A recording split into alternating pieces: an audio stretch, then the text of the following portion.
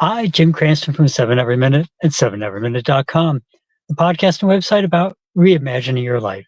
So tonight's definitely one from the road, and again got caught on forgetting about Central Time. So I literally pulled into a lovely gas station, and hence the lighting. It's a little harsh, but fills in pretty nice actually. And but just some thoughts. And if you looked at the title of it, and it's really about driving across America and meeting people. And that wasn't the intent of the trip. Actually, in the back seat, there's a rather large dog currently entertaining himself, which was the intent of the trip. But it came to me again because I see these things posted on Facebook and stuff about them.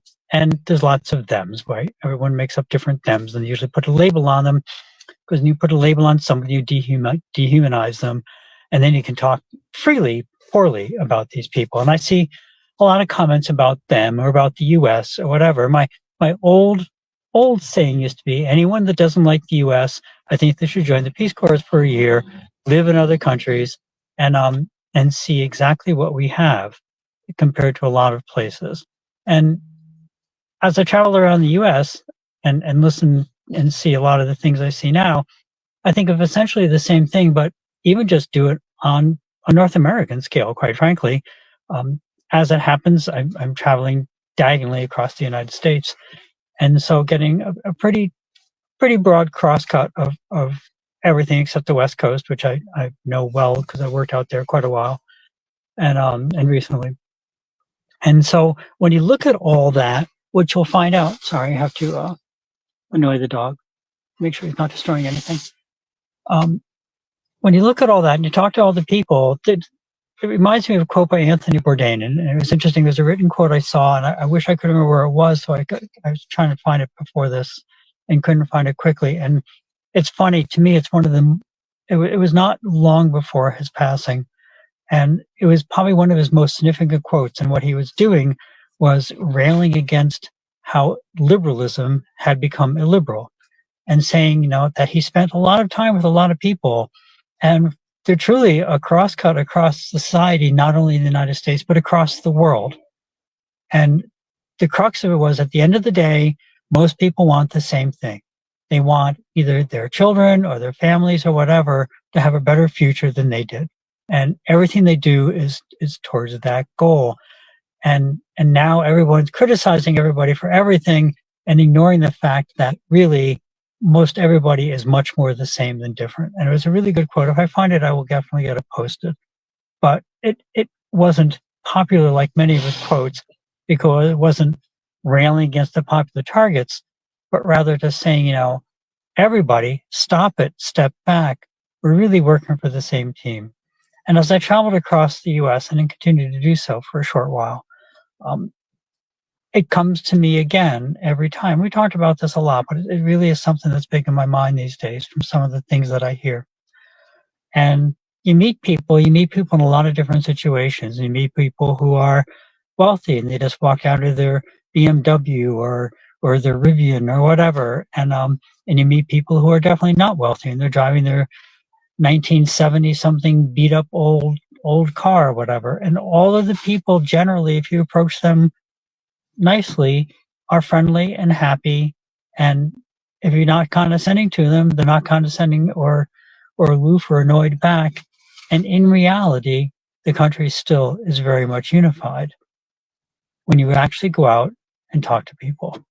And if you're not trying to teach them or look down on them or do something, and just talk about everyday things like the cost of living, the cost of food, what's going on in the future. I actually had a whole piece I was starting to put together for tonight. It's just my mistake. I didn't get it completed. But I went through some towns in New Mexico, and one we just got off to empty the dog. And it turns out the town is gone. Gone. I mean, like gone. And of the whole town, there are probably 30, 50 buildings there, something like that, 30 or 50 buildings. Now there are 2 left inhabitable. One is the church, probably paid for by the diocese, and the other is about half a block away, and it's just looked like a residence. I don't know if it's actually still lived in anymore, but that one at least had a roof on it. The rest of the places had just fallen in and collapsed, and the town is gone, completely gone. the history of it, the marriages, the families that were there, the jobs that were there, everything is just gone. And I've seen many towns like that, not all to that extent, but on their way to getting there. Another place where we stayed overnight, I didn't realize they had built it. And this is one of those things where it's tough. Things like Walmart and stuff, all the big box stores, yeah, they're great. They have lower prices, but they also decimate a town. And you need something else. You need something for people to make money in. And this particular town that I was in, I didn't realize that off the main drag by a block and 2 blocks was the former main drag. And it was all the stores, the Woolworths, the, five and dime stores, the clothing store, the fabric store for the people that made their own and repaired their own clothes, and the bakery, and all those things all boarded up. And when I say all boarded up, I mean like the entire Main Street was all boarded up. And I'm looking at that thinking, this is a town that if it's not doesn't get some external funding somehow, whether a company moves in or whatever, it will be no different than the other town I was in. Soon it will just not be there. And why do I bring this up? Because we tend to forget that every time we make these changes, there's an effect. There's nothing that doesn't have any effect, and there's really nothing that truly is a win-win. And this is one of the things that I've thought about for a very long time. You always hear about these laws. Well, it's really a win-win, or these rules or whatever. And what it usually comes down to, and I would say effectively always comes down to, is that there's still a loser in the situation. It's just the people making the rules of the law don't really care for the loser. Now, the fact they tried to pass a law, which I believe finally got stopped in Oregon, that nobody should be able to drive a car or a truck or a logging truck or anything on the roads more than 10 years old, because who keeps a car that's 10 years old? Clearly, they didn't read the statistics, because like a lot of people, like 60 or 70% of the people are driving cars that are more than 10 years old. But ignore that. This is made by people who are wealthy and had no idea that maybe somebody just absolutely positively could not afford a car newer than 10 years old. And one of the arguments I heard is kind of, oh yes, well, we know some people can't afford a new car, so they can get an 8-year-old car. Oh, how nice of them to look down and say, oh, well, let the poor people, they can go get that 8-year-old car, and in 2 years they'll have to go get another 8-year-old car, because we're going to take that other one and say it's not allowed to run on the road anymore. And it was just such an arrogant, unfeeling, uncaring, self-centered, there's many adjectives that go along with that whole train of thought of the them. And it's not us and them, it's just us. And that's really the tone that's been the past couple of weeks. And as I travel across the US, it comes to me even more, because like I said, I've met this time, I usually do, but this time, because I'm traveling with the dog, we've been staying at particularly low-class hotels. But the people are always friendly. The people are always cordial. The other guests are always nice. We met some really interesting people. And you know what? They wanted the same thing. They wanted to get up in the morning. They wanted to be productive. They wanted to do something and have an okay day. And they wanted the kids to do better. There's nothing magic about it. So the next time you're kind of tempted to say something about, oh, well, they, and usually quantify it with some political party or some train of thought or something or some religion, they, just remember that they is half of us. And so that's really it for the evening. No homework this week, because frankly, sitting here in the gas station is not a really good time to generate a good set of homework for you tonight.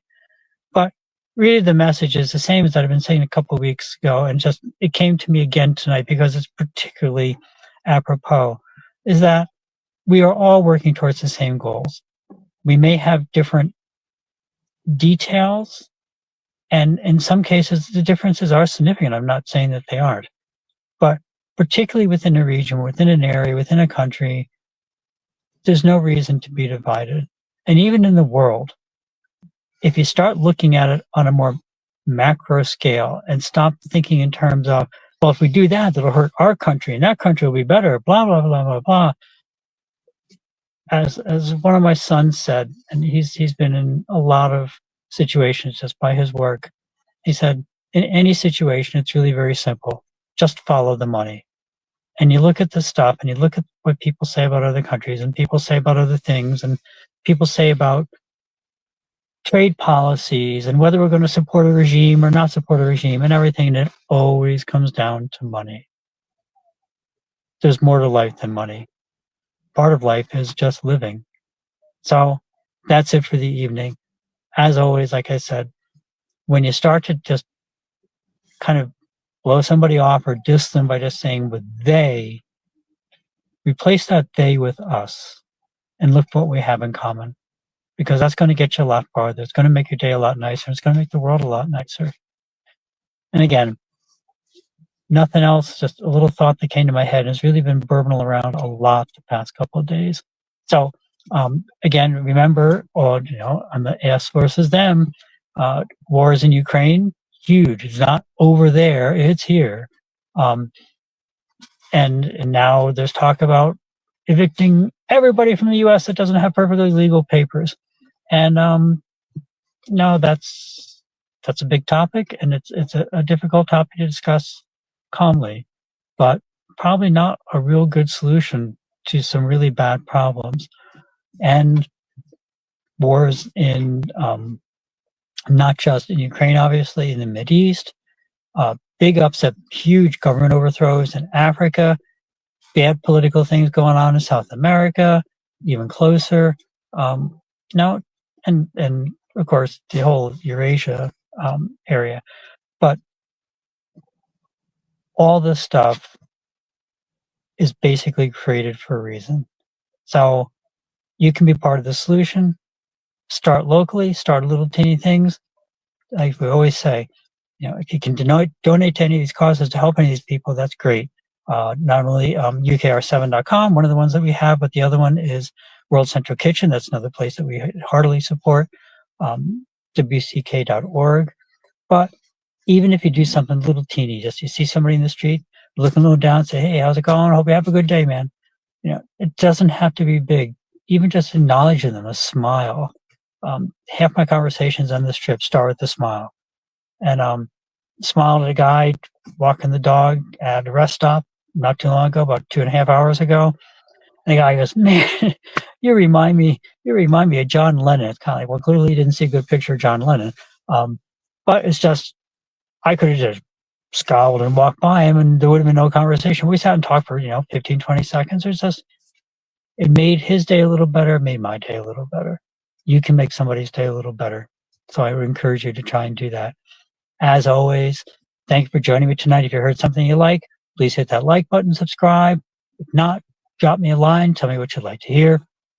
And as always, try and live the life that you really truly dreamed of, because that's the path to true contentment. Love and encouragement to everyone. Thank you for joining me tonight. Great, truly off the cuff at the local gas station, live, and talk to you again next week. Thanks. Bye.